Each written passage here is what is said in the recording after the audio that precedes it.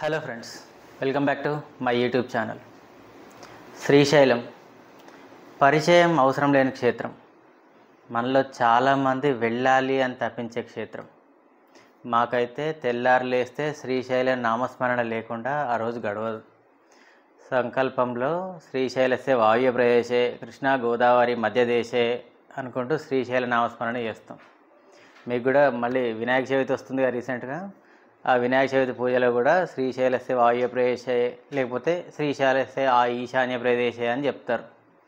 ఎందుకంటే శ్రీశైలం ఈ ప్రపంచానికి నాభిస్థానం, అంటే సెంటర్ ప్లేస్. మా శ్రీశైలం యాత్ర డీటెయిల్స్ అన్నీ వీడియోలో చెప్తా, ఎక్కడ స్కిప్ చేయకుండా లాస్ట్ వరకు చూడండి. శ్రీశైలం హైదరాబాద్ నుంచి 250 కిలోమీటర్స్ దూరంలో ఉంది. విజయవాడ నుంచి 260 కిలోమీటర్స్ దూరంలో ఉంది. మార్నింగ్ 3:30 నుంచే బస్సెస్ స్టార్ట్ అవుతాయి. నైట్ 10 o'clock వరకు బస్సులు ఉన్నాయి.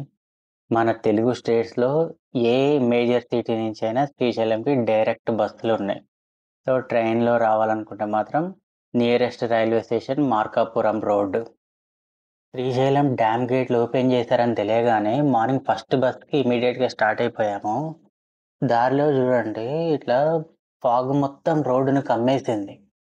సో నేచర్ను మించిన స్ట్రెస్ బర్నర్ అసలు లేనే లేదు ఎక్కడను. చాలా బాగుంది. నాకు మాత్రం ఇది చాలా బెస్ట్ మెమరీ. పొద్దున్నే 6:30కి తీసిన వీడియో ఇది. చాలా బాగుంది చూడడానికి. సో నేను ఎప్పుడెప్పుడా అని చూస్తున్నా ఆ వాటర్ ఫాల్ అయితే వచ్చేసింది. సో చూడండి, సో మేము వెళ్ళేసరికి ఒక గేట్ మాత్రమే ఓపెన్ చేశారు. ఆ ఒక్క గేటును కూడా చాలా బాగా ఎంజాయ్ చేశాను నేనైతే. ఎప్పుడెప్పుడా అని ఎదురు చూస్తున్నా. మార్నింగ్ 5:30 నుంచి వెయిట్ చేస్తున్నా. ఈ డ్యామ్ గేట్ ఓపెన్ చేసింది, ఆ వాటర్ ఫ్లో అవ్వడం దగ్గర నుంచి చూద్దామని. కానీ ఇప్పటికి మాత్రం పాసిబుల్ అయింది. అన్ని గేట్లు ఓపెన్ చేస్తుంటే బాగుండేది.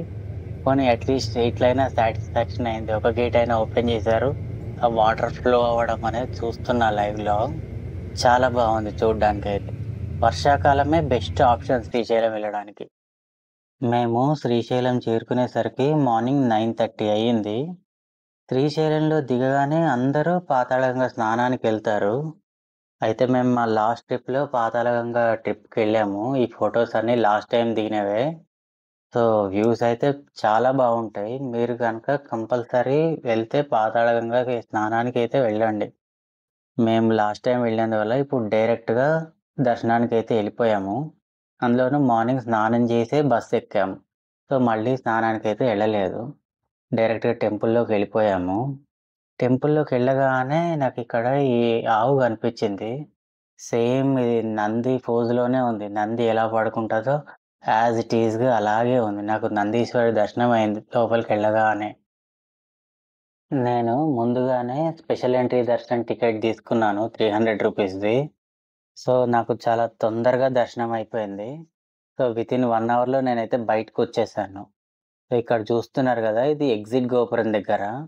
సో ఇక్కడైతే ఫోన్లు అలో ఉన్నాయి. టెంపుల్ లోపలికైతే ఫోన్లు అలో లేదు. బయటనే డిపాజిట్ చేసి వెళ్ళిపోవాలి. కానీ ఎగ్జిట్ గోపురం దగ్గర మనం మళ్ళీ వెళ్ళి ఫోన్ తెచ్చుకొని ఫోటోలు అవి తీసుకోవచ్చు. ఇక్కడ మేము అదే చేసామన్నమాట.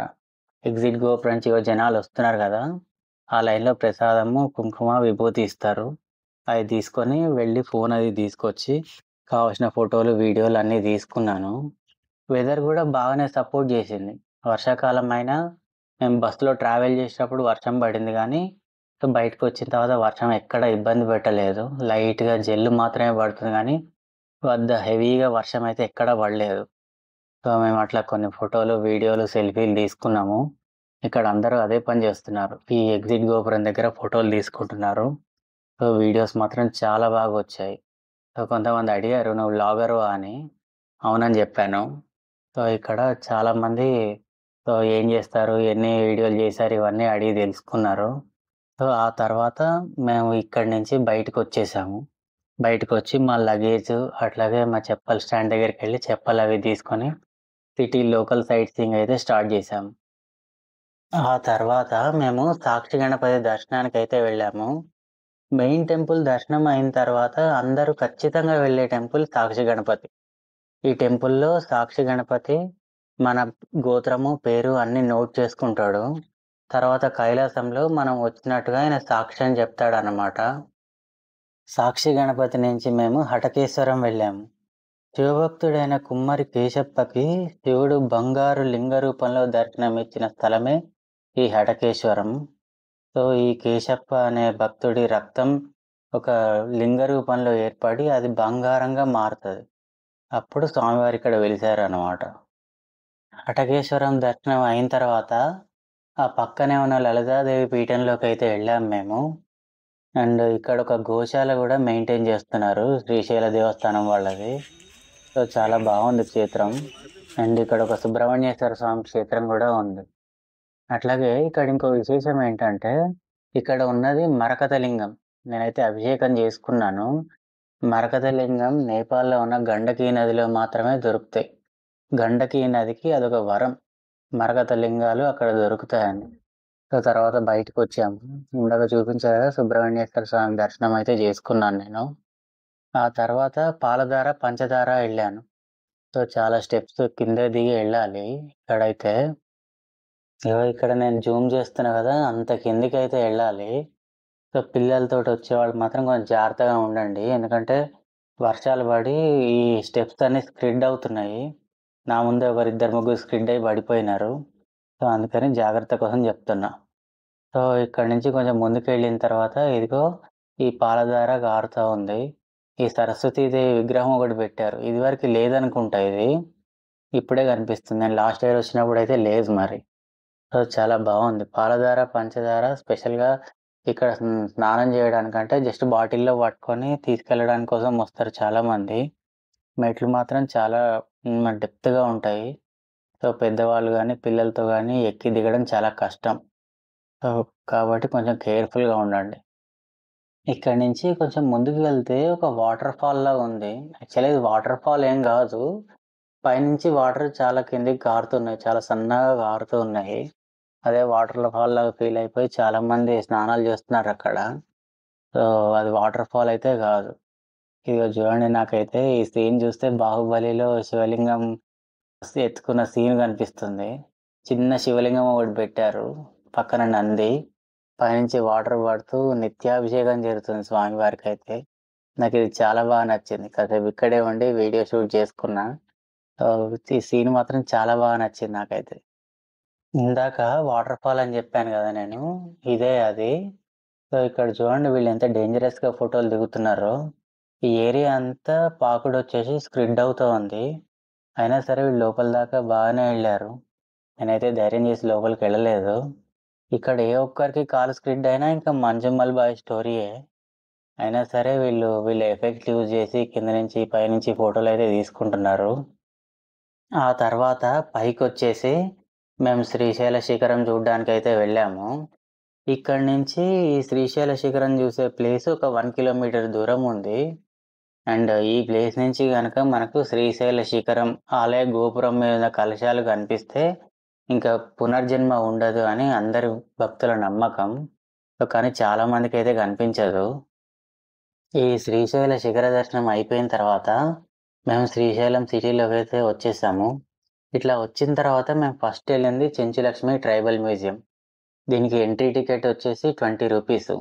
ఇదివరకు మేము వెళ్దాం అనుకున్నాము. కానీ బస్ టైం అయిపోవడం వల్ల ఎప్పుడు వెళ్ళలేదు. నేనైతే ఇదే ఫస్ట్ టైం లోపలికెళ్ళడం. సేమ్ హైదరాబాద్‌లో శిల్పారామంలో ఇమేజెస్ ఎట్లా ఉంటాయో సేమ్ అలాగే ఉన్నాయి. చాలా న్యాచురల్‌గా. సో, ఇక్కడేంటంటే ఇవి బొమ్మలు మాత్రమే. వాటికి బయట ఏసిన క్లాత్ అంతా ఒరిజినల్. అందుకని చూడ్డానికి చాలా రియలిస్టిక్‌గా ఉన్నాయి. సో, నేనైతే ఫస్ట్ టైమ్ చూశాను కాబట్టి బాగా ఎంజాయ్ చేశాను. కాకపోతే ఇది ఒకసారి మాత్రమే చూడగలుగుతాము. అందుకని మేము వెళ్ళినప్పుడైతే ఎవరు లేరసలు. ఆ మ్యూజియం మొత్తానికి మేము మాత్రమే ఉన్నాము. సో, అట్లా మ్యూజియం చూసి మొత్తానికైతే బయటికొచ్చేసాము.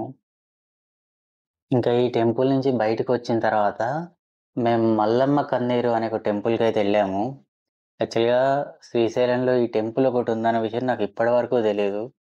మమ్మల్ని తీసుకెళ్ళిన ఆటో అతనే ఇది రిఫర్ చేశాడు. టెంపుల్ చాలా బావుంటదని. ఇక్కడ స్టోరీ ఏంటంటే, మల్లమ్మ అనే భక్తురాలు మొదటిసారి శివుని జూసి ఆనంద పారవశ్యంలో ఆమె కంట్లోంచి కన్నీరొచ్చి అదొక చిన్న లేక్ లాగా అయింది. సో, అదే ఈ మల్లమ్మ కన్నీరు. సో ఇక్కడ చూస్తున్నారు కదా, ఈవిడే మల్లమ్మ. సో ఈ టెంపుల్లో ఆమె వాడిన రోకలి, అట్లాగే ఒక చిన్న ఊయల అవన్నీ ఉన్నాయి. సో భక్తులకు అవన్నీ చూపిస్తున్నారు. వాటికి దండం పెట్టుకుంటే పిల్లలు లేని వాళ్ళకి పిల్లలు పుడతారని ఒక నమ్మకం వచ్చింది. ఆ తర్వాత ఛత్రపతి శివాజీ స్ఫూర్తి కేంద్రానికి వెళ్ళాము. ఇది కూడా చాలా బాగుంటుంది శ్రీశైలంలో. ఆ తర్వాత మేము శ్రీశైలం వచ్చేసి మా భోజనం కంప్లీట్ చేసుకున్నాము. సో ఇదే అన్నదాన సత్రం. ఈ అన్నదాన సత్రంలో అన్నపూర్ణాదేవి విగ్రహం ఒకటి ఉంటుంది. ఇది కూడా చాలా బాగుంది. ఇవన్నీ పూర్తి చేసుకొని షాపింగ్లు కంప్లీట్ చేసుకొని, సో ఆ తర్వాత లడ్డు ప్రసాదాలు అవి కొనుక్కొని మేమైతే మా శ్రీశైలం ట్రిప్ కంప్లీట్ చేసాము. ఈ లేగదూడ చూడండి ఎంత క్యూట్గా ఉందో. దీన్ని మాత్రమే స్పెషల్గా వీడియో షూట్ చేశాను నేను. చాలా బాగుంది. సో ఇంతటితోటి మా శ్రీశైలం యాత్ర అయితే కంప్లీట్ అయింది. ఫ్రెండ్స్, ఇది మా శ్రీశైలం యాత్ర అద్భుతమైన మెమరీస్ తోటి కంప్లీట్ అయింది. ఈ వీడియో మీకైతే నచ్చిందని అనుకుంటున్నా. నచ్చితే లైక్ చేయండి, షేర్ చేయండి, అట్లాగే సబ్స్క్రైబ్ చేయండి.